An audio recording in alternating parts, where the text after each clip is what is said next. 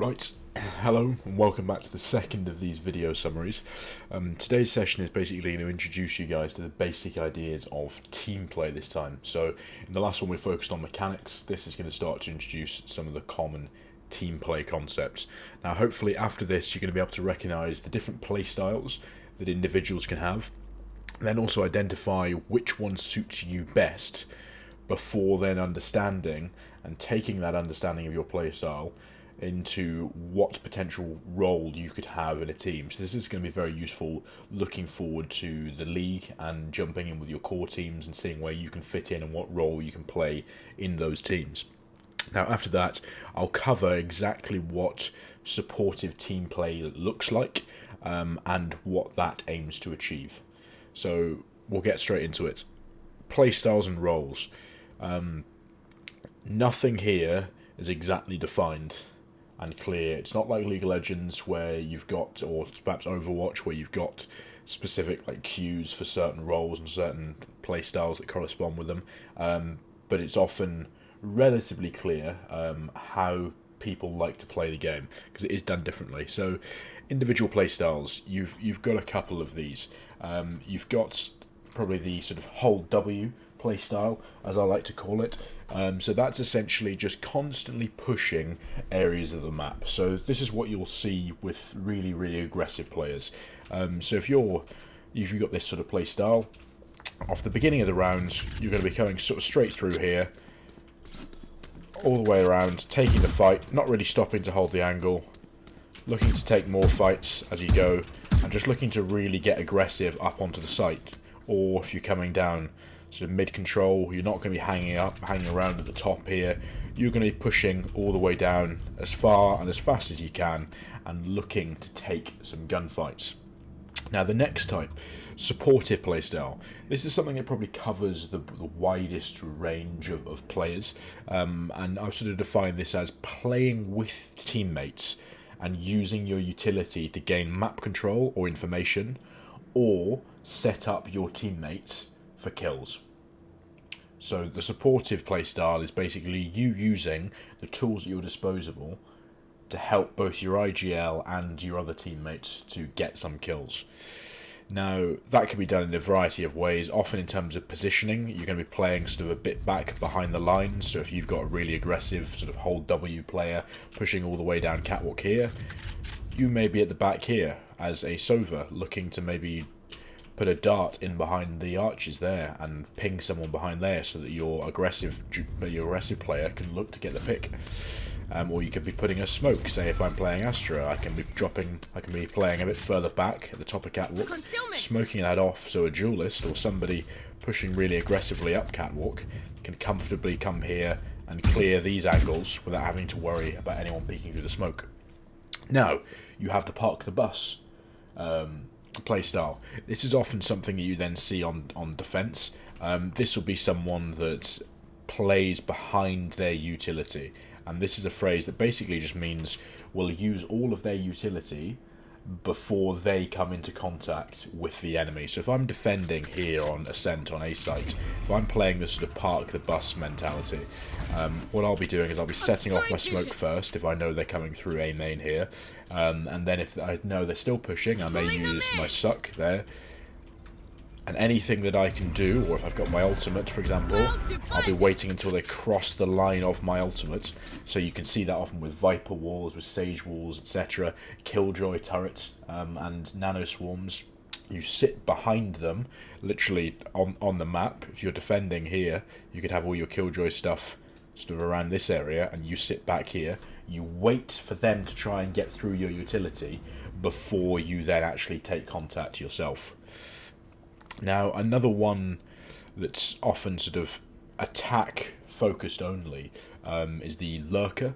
So this is someone that, this is a role that when done very well can be incredibly effective, but when done poorly can be pretty much no use to the team whatsoever.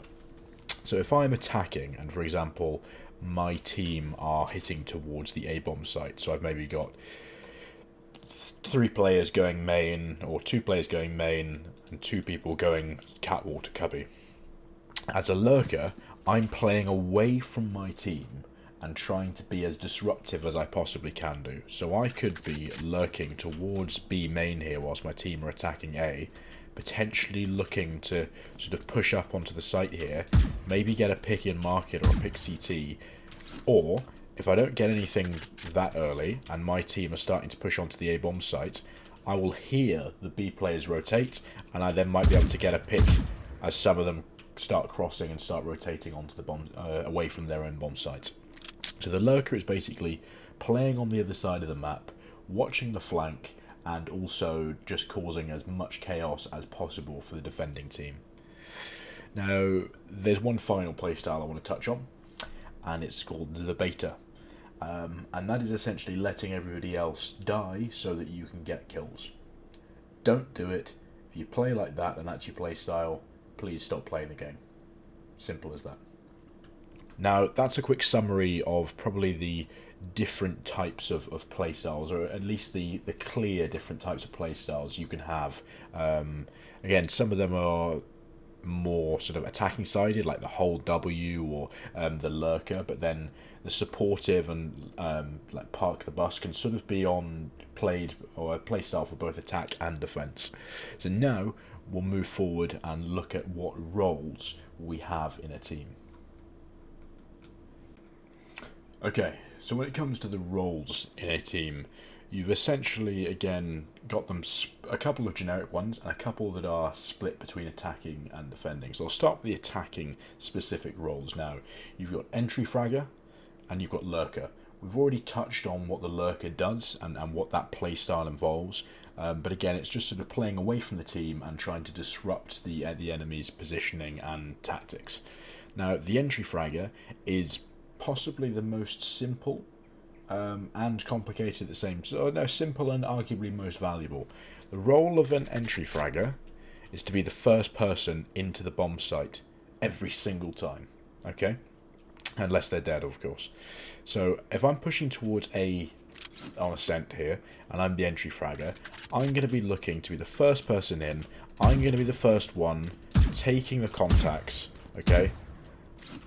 And initiating those fights on the bomb site. The job for this person is to come in, try and get a kill, and do as much damage as possible before they die. And then communicate back to their team where the enemies are positioned. Okay? It does not matter if you die without getting a kill as an entry fragger, as long as the other person the next person then trades you, but we'll get onto that later on.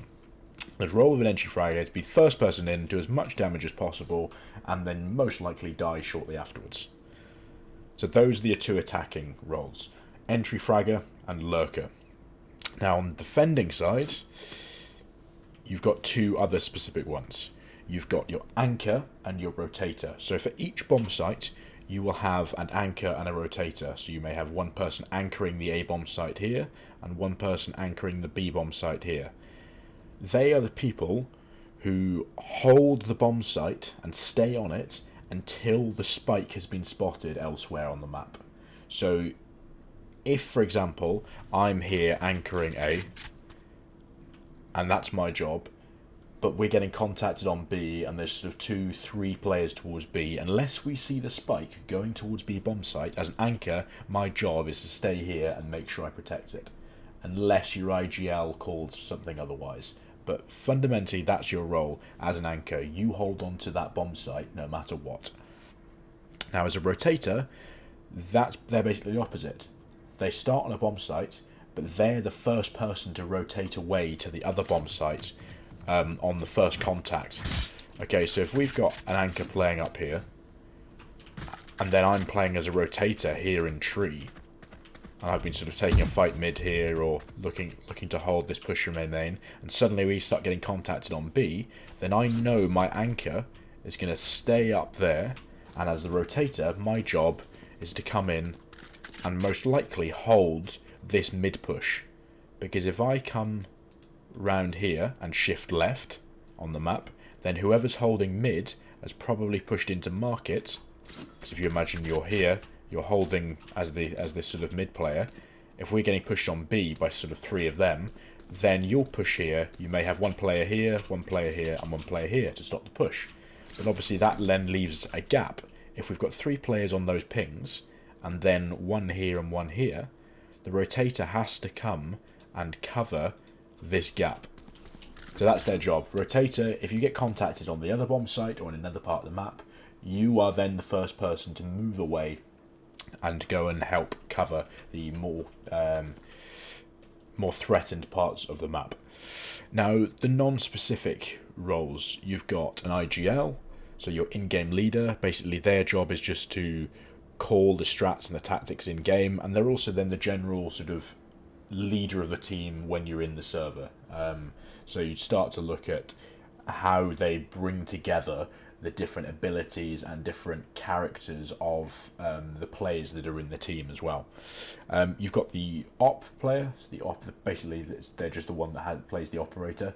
And then finally you have support. So again, as mentioned earlier on with that supportive playstyle, this is quite a general term, and the support players can be very, very varied in terms of how they like to play the game. But essentially, it's a support player uses their utility or their positioning in order to help their teammates achieve what they're trying to do. So those are your sort of 3 not side-specific roles. You've got your IGL, your op player, and your support player or players.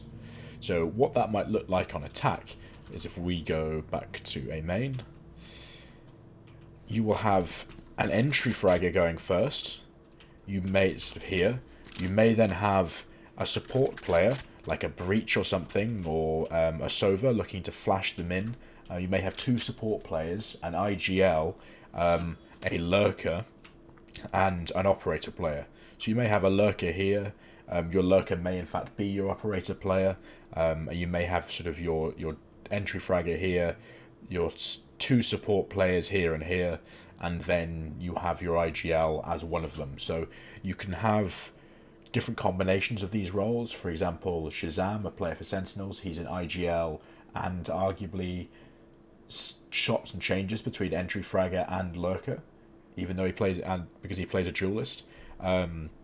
So you can sort of chop and change and combine some of these roles with each other. But those are the key things. On attack, you're going to have an entry fragger, probably a lurker, your IGL, and then probably 2 support players, if your IGL isn't one of those already. Now, on defense, you've obviously got 2 anchors, 2 rotators, and then most likely your IGL playing somewhere in between that. But again, the IGL and the op can sort of can be changed and can be an anchor or can be a rotator. But those are just all the roles that you're going to need to have in a team. Okay, I'm just going to film it actually in the agent screen in the main menu. But you've got your 4 classes. You've got your duelists, so your Yoru, your Jet, Phoenix, Raze, Reyna, and you've got 5 of them. You've then got your initiators, so your Breach, Sky, Sova. You've got controllers, Omen, Brimstone, Astra, Viper, and your Sentinels, so Sage, Cypher, Killjoy. As far as I'm aware, I don't think I've missed anybody on that list. Nope.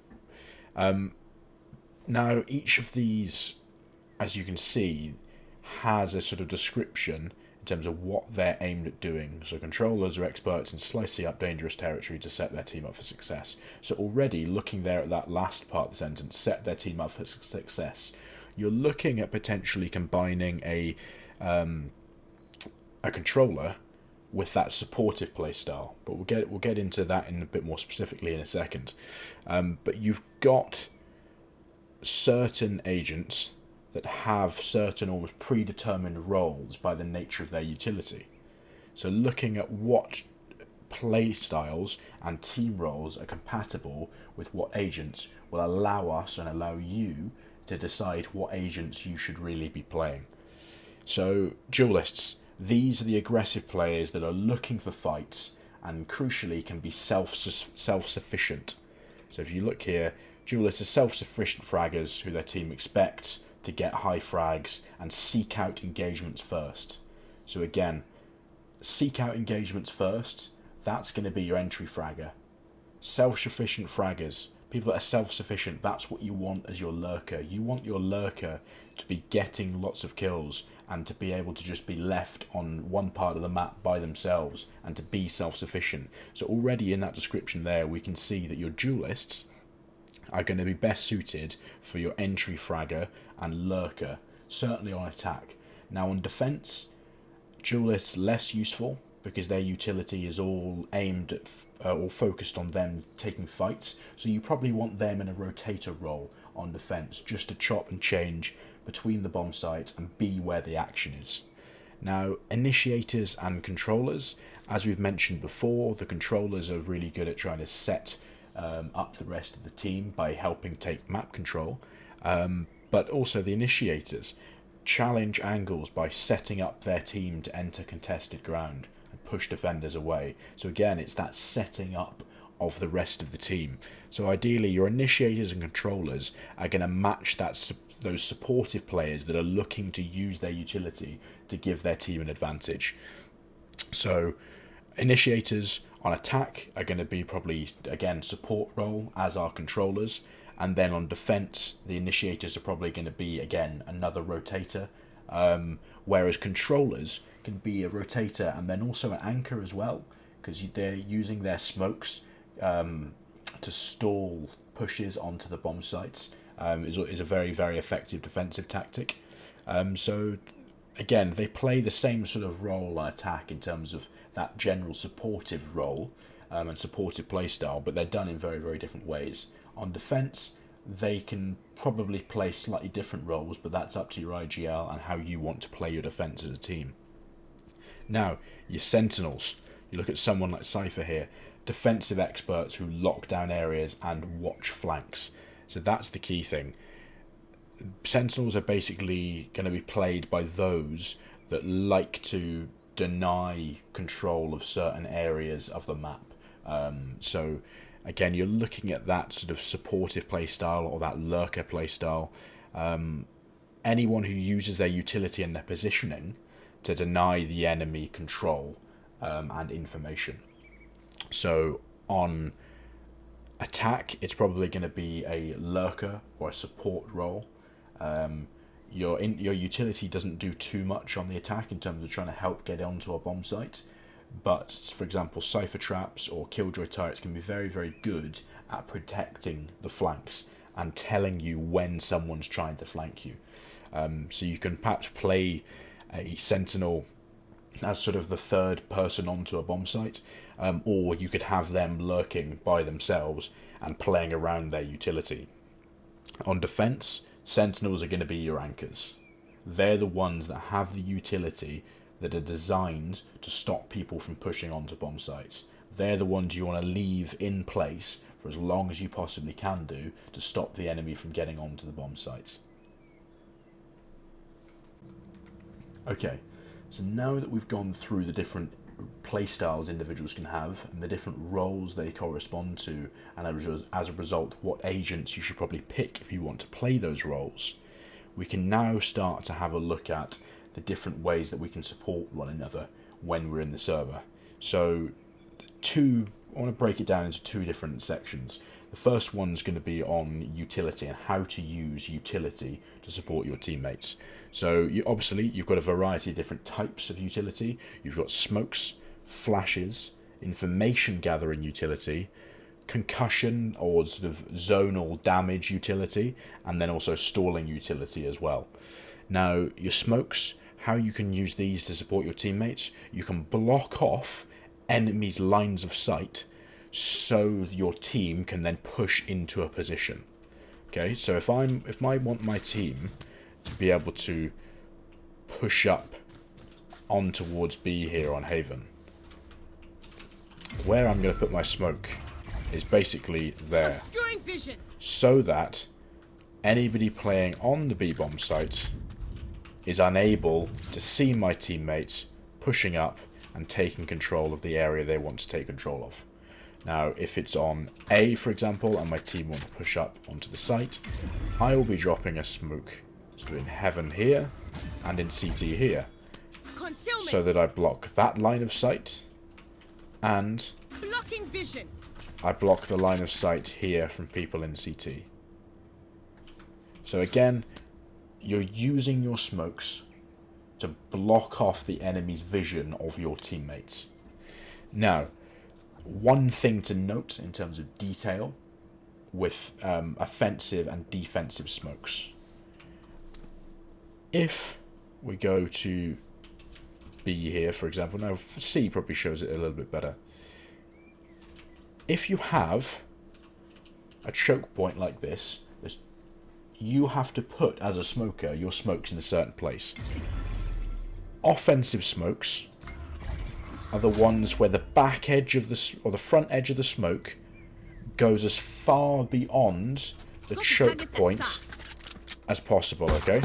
So if this is your choke point here, this line, you want your smoke to be here, so that you can, or probably a little bit further back, so that you can get into the smoke and then come out of it already on or past that choke point. This smoke you can come out of here, here, or here, and the other people on the other side cannot see you. So if that smoke goes up and you're defending here, you do not know whether somebody's come out the back of that smoke. Whereas if the smoke is here and sits a little bit further behind, what it does is it basically creates a new choke point. So attackers coming out of here can be spotted, no matter which angle of the smoke they come out from, by one defender. So if you want to be attacking a bomb site, okay, you want to have your smoke almost centered beyond the choke point, so that it gives you lots of space to get into the smoke and then get out onto the bomb site.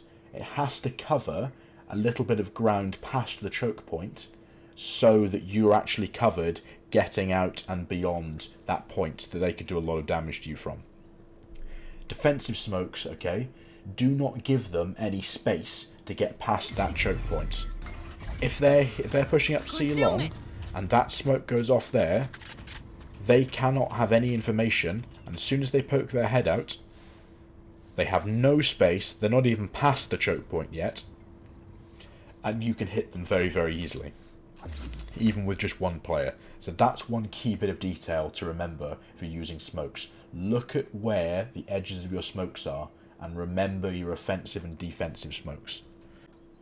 Now the next type of utility is flashes.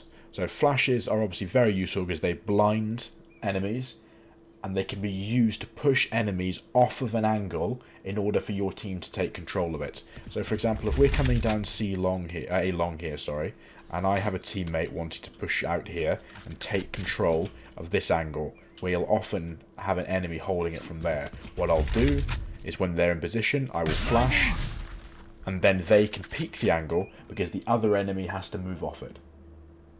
So they have control of an angle, I flash, they move away, and my teammate can take control of the angle.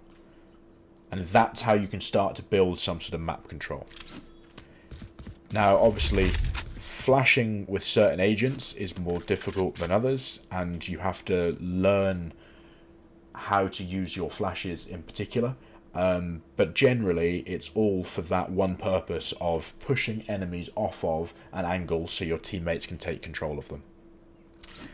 They can also be used when you're going especially aggressive to flash into areas and deny enemies the chance to fight back. So if I'm looking to entry with another teammate into garage here, I will flash, they'll push in, and they can kill anybody that's blind or that's trying to run away.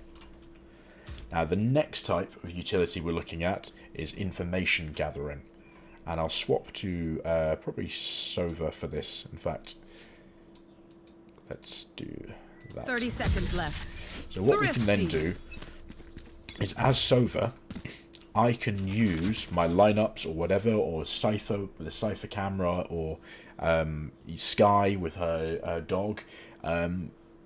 You can use your utility in a way that you learn something about where the enemies are playing, and then you can feed that back to your team and allow them to make better decisions. So Sova's the easiest one, because if you launch an arrow over the top here, and it lands well beyond the site, if you throw an arrow as a Sova over the back here, and it lands on long, and you get a tag on, or a tick, I should say, on this guy here, then you know exactly where the enemy is playing. Now, if you are playing with a sky flash, for example, and you flash round some corners and it says that you've flashed an enemy, then you know where they are. If you're on the Cypher camera or a Killjoy turret and your Killjoy turret shoots, or you see someone on the Cypher camera, you then know where they are, and you can feed back this information to your teammates. Now, another way of, again, using a utility is looking at concussion or zone damage utility to force the enemies out of an area. So again, probably the best one for this is 30 Breach seconds again. left. Thrifty. So 30 what you're then seconds looking left. at doing Thrifty. is essentially just using your utility to get them out of an area. So you can use them with sort of Astra pulls, or the stuns, or the breach stun. So for example, if they had control of this cubby here, you could use your stun like that, and they then have a choice. They either move out of the area, or they're vulnerable in some way or another. So you get this the same with a Phoenix Molotov, for example, or a Killjoy Swarm Grenade, or a Viper's Snake Bite. You put your utility in a certain area, and then any enemy in that area are then forced to make a decision. Either they become vulnerable, i.e. they take damage, or they have it sort of buffs the damage that you do to them, or they get out of that area. And it's a great way to start to take some sort of control. So one thing you can often do is, for example, on defense here is Breach on Haven, if you have this line here and they're pushing down it, what you can do is have someone playing at the bottom here, just ready to swing, and another person up here, and you can just stun like that, and then any enemies on that line either have the choice of becoming concussed or stunned, and then are easy pickings for anybody peeking off of it, or they have to get out of this area, in which case it's very, very easy for your teammate to then push up and take that map control. Now finally, the last bit of utility I want to look at is stalling utility, and that's used to slow the speed at which an enemy can advance through an area. So probably the perfect agent for this is your Sage. So 30 seconds what left. Sage does exceptionally well is obviously her wall. Now, what you can do to stall people pushing through, for example, a small choke point like this, is use your Sage wall. Wall raised. That stops them pushing. Something else that also stops them pushing is a slow orb. They can't get through that particularly quickly. That will often stop a push entirely. Now, if you combine this with, for example, a Phoenix Molotov, or a Raise Grenade, or you combine an Astra Suck with, again, one of those other bits of, as we said before, concussion or zone damage utility, then all of a sudden you can really, really stall an enemy push very, very effectively. If, for example, you've got a team running up C long, all you need to do is throw a slow orb there and have, for example, a Raise or whatever, throw a grenade over the top and land it on that point, or you have a Phoenix, as I say, throw a Molotov off there, or someone even with an Odin, if you slow orb that entrance, swing, and all of a sudden they're easy pickings, and an anchor on that bomb site can then hold that site a little bit more effectively. So now we've run through all the utility and the different ways of supporting your teammates with it, I want to touch on trading and the importance of it. It's more important on attack than defense, but it's very, very crucial that you guys understand how to kill the enemy and when to kill them if your teammates have died. So you always want to have as many players alive on your team, if not more, than the enemy do for obvious reasons. Because as a defender, you have to split your team of 5 between 2 or 3 bomb sites. Now, as a result of that, in order to cover them as evenly as possible, you're going to have 3 or 2 on each of the bomb sites. Or if you're on Haven, you're probably going to split it 2 on A, 1 on B, and 2 on C, for example. Now, as an attacker, as a result of that, if you can successfully trade your teammates every time they die entering a bomb site, you will always maintain the man advantage. So if you have a think about it, if you've got 2 people defending a bomb site and 5 people attacking it, and you are able to get the kill every time your teammate dies, then you're going to have the advantage. If we just talk through it in a little bit more detail, you're playing you're playing on B on Bind. Sorry, you've got players here, 2 players defending A, and 3 players defending B, for example. Because as defenders, they have to split themselves up evenly at the beginning of the round. If we go towards B, and there are 5 players attacking 3 on the B bomb site, and 3 attackers die, but we get 3 trade kills, then you have 2 players left alive on the bomb site, and they have the other 2 players trying to retake the bomb site. That then means that, as I've said, the enemy have to retake the bomb site with equal numbers, which then means they do not have the advantage. The bomb sites are positioned and built up in ways that the people defending them should have the advantage. However, if you've obviously then got 1 or 2 or 3 extra attackers, you should then, if you trade properly, be gaining control of that bomb site. However, if you're then 2 attackers left on a bomb site with 2 defenders trying to retake the bomb site, that bomb site, again, is set up to assist those that are defending it. So if you've got equal numbers, but the people on the bomb site have the assistance of the layout of the bomb site, then realistically, the defenders should be really struggling to retake that bomb site.